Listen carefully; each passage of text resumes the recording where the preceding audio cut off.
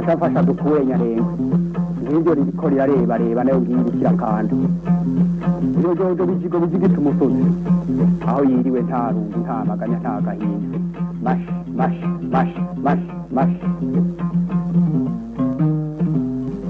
Inka imirima n'ibidukikije Bezuka n'ibihugu bihoza abana bikugurana Dumungere w'amagana nsanga imurimo ndamuganga kuri nyongo ngakura kwaje inka imirima n'ibidukikije ni ikiganiro mutegurirwa n'ubushikiranganje bw'uburimyi ubworozi n'ibidukikije mukagishikirizwa na televiziyo y'u Burundi.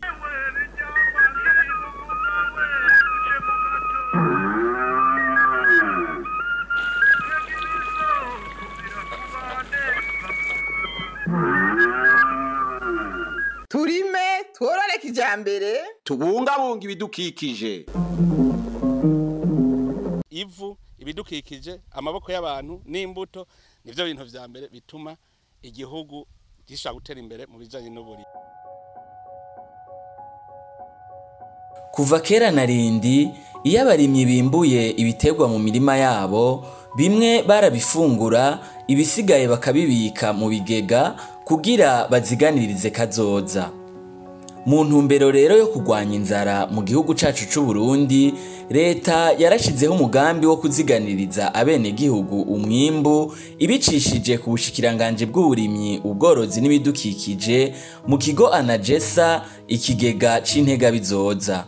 Nkuko musanzwe mubizi rero, Leta y'u Burundi yashize igisata c'uburimyi imbere, igiha inguvu zidasanzwe, arico gituma mwabonye yuko Leta y'u Burundi yafashe ingingo zidasanzwe cane cane mu gushinga igiciro kitavuna kwifumbire ishwagara hamwe n'imbuto. Ibyo rero bijanye no gutera intege abarimyi kugira ngo barime bimbure. Bivanye nuko gutanga rero imyavu, muribuka yuko Leta yasahirije abarimyi gushika ku rugero rw'ibice 64 kw'ijana, irasahiriza abarimyi ishwagara ku rugero rushika ku 73 kw'ijana, ikongera igasahiriza mbere n'imbuto ku rugero rungana 48 kw'ijana. Ico giciro rero cashinzwe kugira ngo dufashe umurimi kugira ngo ashobore kuronka ivyo vyankenerwa ku giciro kitavuna, hama nawe aheze agwize umwimbu. Leta y'u Burundi irafise rero uruhara turavye ivyo mu mwimbu tuba turonse, kuko mumvise yuko iba yashize ku buryo butari buke. Arico gituma itegerezwa gukurikirana itunganwa ry'umwimbu kugira ngo ntihave haba abikinga mukiza ngo bahave begeranya umwimbu bawugure ku mafaranga makeyi hama baheze bawugurishe ku mafaranga y'umurengera. Iryo shingiro ry'ibiciro rirafatira cane cane kuri intumbero ya Leta, aho ivuga iti ubu umurimyi yasohoye amaboko araheza agashigikirwa na cane cane kugira ngo iyo umwimbu wabaye mwinshi ntahave hahombera ariko aronke akarusho.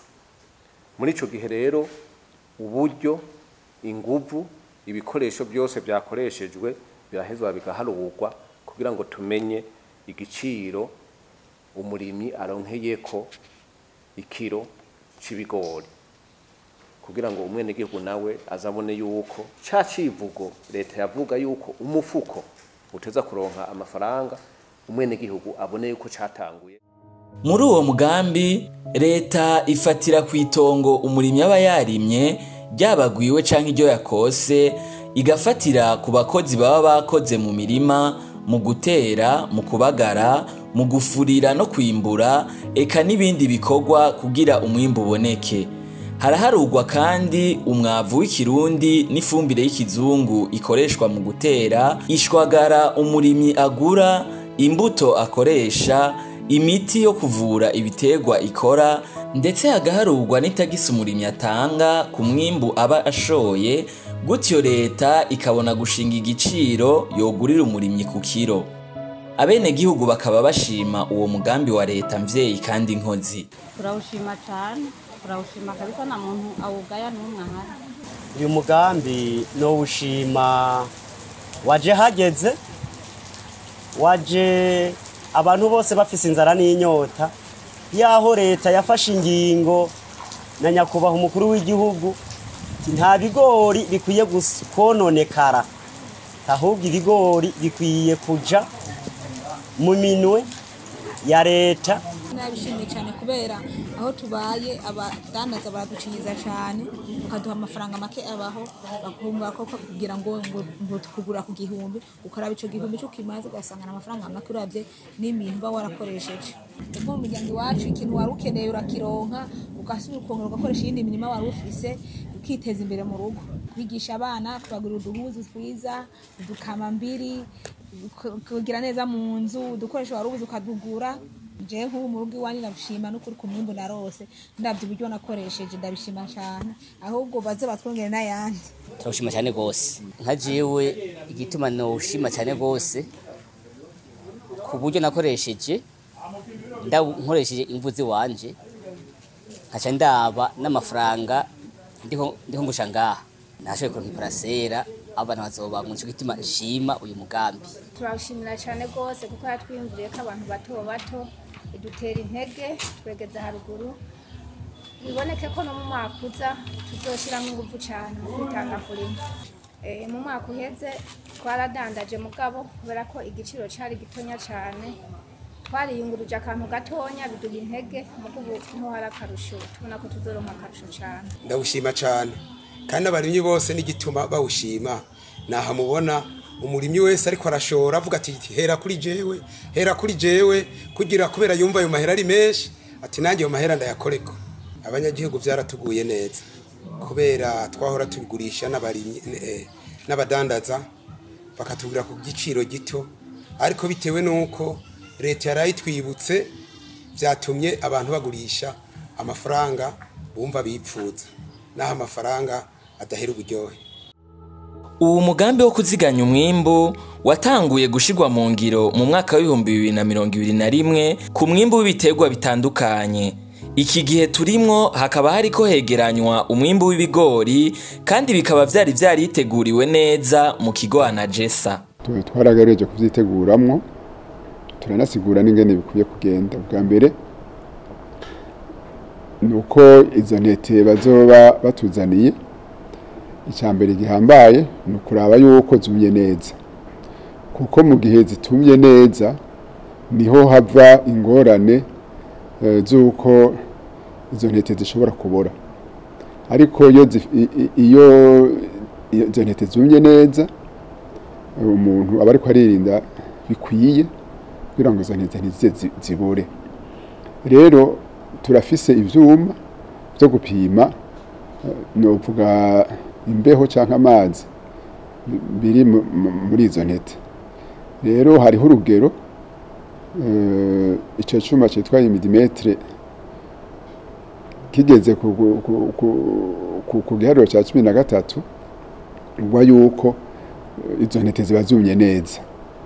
Nukuvuga yuko nta mpungenge z'uko izo ntete zishobora kubora. Hanyuma twarabamenyesha neza yuko bakwiye gutora kandi intete zimeze neza, zuzurije neza. Hanyuma ikindi naco nuko izo ntete bamaze kuzironka birasaba yuko bazibika mu mifuko, bakazishiramo n'umuti kugira ngo bazirinde ibungwe. Ariko kandi iyo mifuko ikwiye kuba yugaye neza, atampwemu zirimwo kandi atampwemu zinjiramo.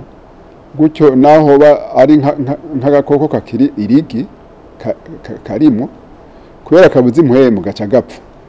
Bica bituma rero izo ntete ushobora kuzibika mwanya ukwiye atangorane zishobora kugira. Iyo mifuko rero iriho amasac pix turayafise akwiye kugira ngo icyo gakoko zishobora kugikora atangorane.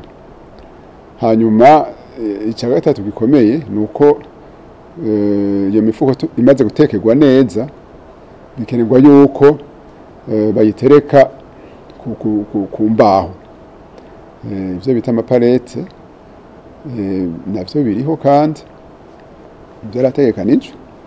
Ikigo ANAGESSA gisanzwe cegeranya uwo mwimbu ntikibikora conyene ariko kirakorana na koperative CIAP.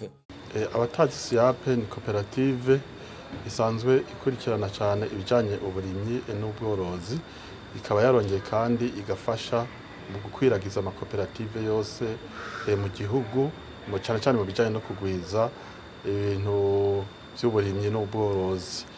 Rero ku bijanye n'uyu mugambi wo kwegeranya umwimbu w'ibigori twe dukorana na ANAGESSA n'ikigo ANAGESSA, na cyane cyane yuko dusanzwe turi hafi y'abenegihugu basanzwe barima ibigori. Rero turavyegeranya hanyuma turafise amasezerano tuba dufitaniye n'ikigo ANAGESSA kugira ngo twegeranye, tweje kwegeranya tubishire ahantu mahanga hanyuma tubishikirize ikigo ANAGESSA. Bajya abakozi basanzwe ari aba CIAP bose, bajya bari kuri tele bose n'aba CIAP.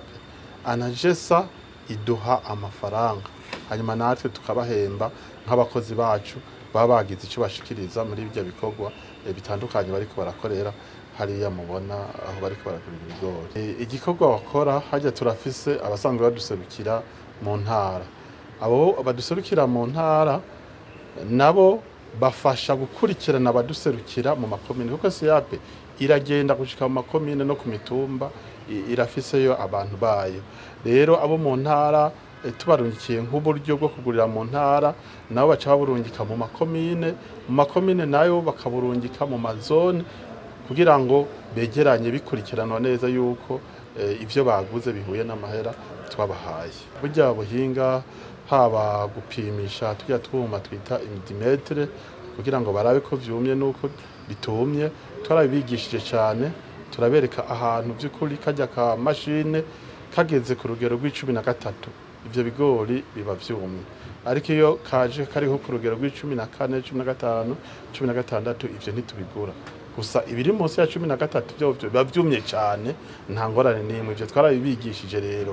Eka nibijanye n'ijya mifuko batekeramo, ukuntu batekeramo ajya amasashe bagashiramo, ukuntu bashiramo impemu gushikaho bashiramo ibigori bagahambira neza, ivyo byose twarabigishije. Hanyuma ndetse n'ivyo n'abagoronome mu makomine baradufasha muri ico gikorwa, ari nka mushasha yagiyemo atarose izo nyigisho bakabereka uko vyokorwa neza kugira ngo ujya mwimbu uzomare igihe kinini, kuko turabona yuko uri mujya mufuko urashobora kumara umwaka canke urenga n'ibiri ivyo bigori vyabizwe neza bikimeze neza. Uwuserukira CIAP imbere y'amategeko ahanura abakozi ba koperative CIAP kwakira ibigori bakurikije impanuro zose bahawe. Kugira ngo igikorwa kigende neza ubwa mbere nuko bo kwakira bijya bigori by'ukuri bakurikije impanuro twabahaye. Ubwa mbere ho ko bakira ibigori vyumye bakabicisha ku kayungiro bikabikwa ata bintu by'intumuka birimo, hanyuma babishoye nabo bakaza babikuyemwo bijya usanga bitameze neza, usanga twaragize nk'ingorane vyaraboze. Rero impanuro nuko bakira ibigori bimeze neza, hanyuma babibike neza, babihambire neza, bije n'ahantu hameze neza, hanyuma kugira ngo uwo mwimbu uzogume umenetse neza mu mpande zose z'igihugu. Iki gikorwa ca leta co kugurira umwimbu abenegihugu ukabikwa neza ukazokoreshwa mu gihe gikwiye. Uyu mwaka hakaba hariko hegeranya umwimbu w'ibigori ku giciro c'1,700 ku kiro. Igiciro leta yategekanije mu by'ukuri nico gushira hejuru umurimyi kugira ngo umurimyi nawe agire intambwe. Kujya leta yabivuze ko mwene gugakwiye kugira ifungurwa akagira no n'agafaranga mu mufuko, ico turagishima cyane. Igiciro leta yashinze turagishima cyane ku rugero ntangere, ibice 100% ndavyuzuza. Abyakiriye neza, umva birashimishije, twaba tubishora twaronka amajana igihumbi ngo twaciye tubona umukuru w'igihugu yatugiriye neza, yaratugirije akabeya barimye. Ajya amafaranga twayakiriye neza, byaratunezeye cyane ku mwumvu dufise igiciro cyiza cyane. Kubw'iki gikorwa ubushikiranganje bwarishikiye ku kivi kugira ngo bwirabire ukwigurwa ry'uwo mwimbu ririko riragenda kugira bikunde hafatwa ingingo zibereye umurimyi arushirize gutera imbere. Tumaze iminsi tugendera intara mbere yo kuraba ingene abenegihugu bitabiriye intumbero ya leta yo gushora umwimbu bafatiye ku ntumbero leta yatanze. Bari misakamo kanyine cyo mu cyacu cy'u Burundi aho yahamagira abarundi bose gusohora isuka kugira ngo umwe wose ushe kuronka icyo ufungwa no kuronka amafaranga. Bikabagaragara rero yuko umwimbu w'ibigori ushimishije kubera abarimyi bumvise intumbero ya Sebarundi. Tumaze rero gushika ku rubuga twasanze umwimbu muri rusangi uri kuregeranywa cyane cyane aho twaciye hose bineka ko abenegihugu bitabiriye kuva kumva kamo gushora umwimbu kwibanza byari byatunganijwe. Ico twabonye nuko ahenshi bakiri mu ntango yo gushora umwimbu cyane cyane ko hamwe bakiriko barasarura ahe naho bakiriko baravyanikira ngo bishore bikwije ibisabwa n'ikigo ANAGESSA na CIAP bisanzwe bikufasha kwegeranya uwo mwimbu. Ico twashimye nuko abenegihugu bakenguruka cyane bavuga bati kubona leta yaradogije ikiro c'ibigori ku mafaranga 1700 ati nimboneka rimwe arico gituma babandanya biziye yuko nibibazo twagiye tubona hamwe n'ahandi bigiye gutora inyishu. Hari ivyo rero abenegihugu basaba kugira ngo uno mugambi ushishikare kugenda neza no gushimisha abarimyi. Tugasaba yuko Reta kwa bino ikoze hageze ko tuma twimbure umwimbu ko boca baraba ukungene nk'umurimyi aba yararimye baduhereze ingurane yo kwimbuza ujya mwimbu kuko abadandaza baca baza kutukika mu kiza baduha igihumbi. Leta yashinze igiciro c'1700 mugabo baduhaye amafaranga makenya yo kwimbuza nk'umurimyi akindikisha kwa segiteri kazana bya vyumviro muri DPI ikavuga ati ujya muntu n'umurimyi by'ukuri yarimye hegitari turayizi hamwe ashaka kumeza nk'umuriyoni canke ibihumbi 500 yimbuze wa mwimbu kugira abadandaza ntibaze kugurante kudusha mu ryahumye. Ivyo byadufasha cyane gusumba mbere n'umurimyi yoshagwiza n'inguvu gusumba ibi yakoze ubu. Tubura uburyo bwo kwimbuza ivyo twarimye gusaba umugwazo hariya ibihumbi 100 utanga 105 ibihumbi 100 utanga 130. Umudandaza nawe yaza ikiro ndakura ku 800 ku 900. Mwa leta ntaze nguvu yakoresheje ubu hamwe yo kivuga ati ejo mu kwezi kwa mbere ni kampanye yo kwimbura imyimbo abibarimye cakiga nyene ANAGESSA kirazanye imitahe kubarimye by'ukuri bazi ko barima tora ibihumbi 100 ku metero twebose yakata muzanye umwimbu muri ANAGESSA. Cyo dusaba leta nuko yo kwagura imbuga turabona ko dufise ahantu hatonya tukaronka aho babibika kugira ngo iyo dushoye umwimbu wacu turonke ukungene bawutugurira neza kuko akanenge karabamo. Urabona nk'imvura yaguye kubera bishobora gushika abakozi ugasanga babaye nka bake tugasaba n'amashitingi yo kwifuka hari kuzo bizanye ukabura shitingi yo kwifuka imvura iguye ugaca usanga ntibitworoheye. Abari ngaha ku rubuga ico tubasaba ko botonda kare ku masaha mugena cyane ko tuba dushaka kuja mu mirimo wacu natwe kuza kwiyunguruza dushoye bigasaba ko batonda hakiri kare bagatonda ku masaha kugira ngo natwe dushoye dushe tugurisha n'ingoga hama tugende ku kazi kacu natwe. Ico twari dufise nuko ngaha hagura umuntu umwe ugasanga umuntu ashoye umwimbu washora umwimbu kamara nk'iyinga utarashikirwa kubera hagura umuntu umwe. Ico twosaba leta nuko leta yodufasha hakaboneka nk'imyunzani 3. Iyo myunzani 3 bogura byihuta binyaruka kugira ngo natwe abenegihugu tugende mu buzi bwa misi yose no kuraba imiryango yacu tuba twasuzumira. Umunyamabanga ntayegayezwa mu bushikiranganje bw'uburimyi ubworozi n'ibidukikije araremesha abenegihugu ko mu mwanya wa vuba ivyo bibazo bigiye gutorerwa inyishu. Twabonye rero ko ari intama bijanye n'abakozi bake kuko usanga abenegihugu bazana umwimbu mu mwanya muto ari benshi bigatuma ababafasha kuvyakira kubisuzuma ko bimeze neza kubishira mu mifuko ndetse no kubipanga ku buryo busabwa n'amategeko tugasanga abakozi bararuha cyane bigatuma kumbure bamwe badakora nkuko vyategerezwa. Ikindi twabonye nuko hari ibice bimwe uburyo bushika butevye bigatuma rero basanze kugura umwimbu bibagora kugira ngo bashe kubatunganyiriza nk'uko bisabwa. Twabonye kandi ko hariho hasabwa iminzane myinshi kugira ngo igihe abenegihugu bituye abajeje kubatunganiriza bashobore koroherwa. Leta y'u Burundi ikiraje ishinga n'ineza y'abenegihugu, kandi ko umwimbu warabonetse kuri twebwe ni ikigwa kindi turonse kuko uburyo na vyankenuze vyateguwe twe twafatiye ku biharuro byo mu myaka yahera biboneka yuko abenegihugu bitabiriye cyane. Rero tugiye kwicara mu mwanya wa vuba kugira ngo ikijanye n'abakozi turabe ingene gishobora gufata intumbero, ikijanye n'indi bikoresho bisabwa n'uburyo bishoboye kunyaruka gutyo ihangiro Leta yiha yuko umwimbu w'abenegihugu wegeranywa biciye mu nzira imwe isanzwe izwi bishobore kugenda neza.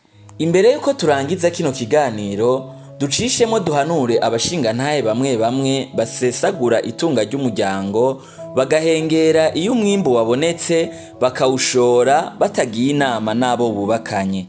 Hari igihe nkaje wenda bishoye tuba twavyumvikanye tudushore dukora kakana. Hari n'abandi bapfa kuvyiba nyene mu nzu abagabo bakabishora umugore atari hari. Abo rero novuga ko ari bicucu nobahanura yuko bokwisubirako. Cyo nohanura abo bashingantahe batwara umutungo w'urugo bakagenda kuwusoza hanze nuko abo bagabo bokwicabuka kuko no munsi umukenyezi mu rugo arirukira urugo kugira abana biwe abateza imbere biga amashuri ejo hazoza bazodufashe mu busaza bwacu. None wa mushingantahe niyamara gufata itungo ry'urugo akagenda kurisesa mu bubari, wowe uri umukenyezi uzovyakira neza canke babana uzosanga turi mu mabarabara kandi mwararondeye. Ico nohanura abo bashingantahe nuko bogirane niko bokwikebuka bakaza bakegera abakenyezi babo tugafashanya mu migambi y'iterambere mu rugo. Rero bahanura yuko bokumvikana mu rugo kuko agiye kuyasanzaza wowe umugore urababara cyane kandi waba warakoresheje inguvu abana bagasonza nawe uce washaka ntukironke abakubwiye nabi cyane. Ico no bahanura nuko boshora bumvikanye ati amafaranga tuze tuyakoresha iki mu rugo kidufasha n'abantu babone ko twarimye koko tukiteza imbere mu rugo. Abo bashinga nawe urumva nabanyonyezi mu bandi kuko banyonyeza itunga ry'umuryango bigaca bituma imiryango imwe ibaho nabi kandi yari yaronse ikibafasha. Abashingantahe mu minsi iheze byarashoboka ariko ubu twarajijutse na cyane ko habaye abantu baza baraduhimiriza bakatwereka ko gusesagura ari amakosa. Ubu na cyane niyo twarose umwimbo wacu turagiramo icya kabiri tukavuga ati uyu n'umwimbu tujyana gushora aha mu ishyirahamwe ryo muri Leta tukagira n'ibyo dusigarana dufungurira umuryango. Tugiye hamwe twese mu kugwiza umwimbu no kuwubungabunga birashoboka ko umunwa wose uronka ico ufungura n'umufuko wose ukaronka amafaranga. Abajeje intwaro abajeje vy'uburimyi n'abandi bose bashobora gufasha guhimiriza no kumvisha abenegihugu akamaro ko kubika umwimbu wabo muri kigo ca ANAGESSA. Nukuri baje ku kivi badufashe ni kuneza ya twese kugira ngo tugerageze ko dushoboye kwirinda inzara twese hamwe. Ashafasha dukuye nyarenga ngibyo iriko reba nayo ngirikira kandi iyo jojo bijigo bizigita umusozi aho yiriwe nta rungu nta maganya nta gahinda mash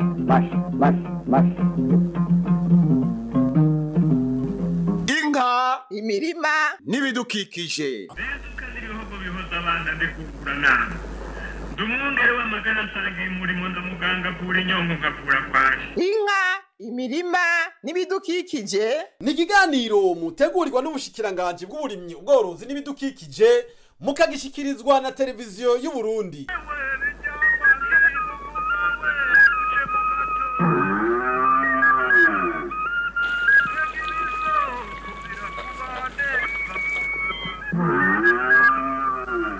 turime tworore kijambere tubungabunga ibidukikije.